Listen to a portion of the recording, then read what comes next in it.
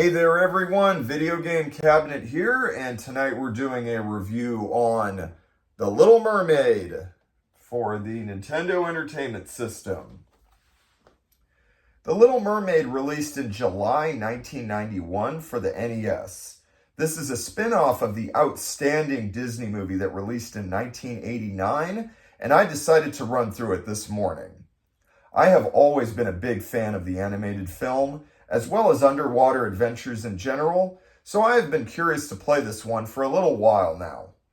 After reaching the end credits, I can say that The Little Mermaid is a good little title that is best suited for very young gamers. Adults will also have some fun with it, but may find it a bit too short and easy. I was pleasantly surprised by the Little Mermaid game's treatment of the source material. Capcom and Disney made some quality collaborations in the early 1990s, and the level of polish here is up to their usual standard. The soundtrack has really cheerful tunes, including a nice 8-bit rendition of Under the Sea. The oceanic depths are beautifully drawn with great graphics from the NES hardware towards the end of its life cycle. Ariel controls well, with the ability to whip her fin to trap enemies in a bubble that she can grab and throw. You also find power-ups to increase her strength and lose them if you die. Other than losing Ariel's power-ups upon death, The Little Mermaid is a very easy, short, and linear game.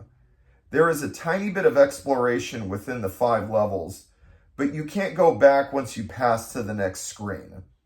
The stages themselves are pretty small, and the bosses do not offer much challenge. And since the game takes place in the ocean, there are no bottomless pits that so many other NES games are infamous for. I was able to knock this out within just a couple attempts this morning, having never played the game before. All in all, it should take you no more than an hour to beat.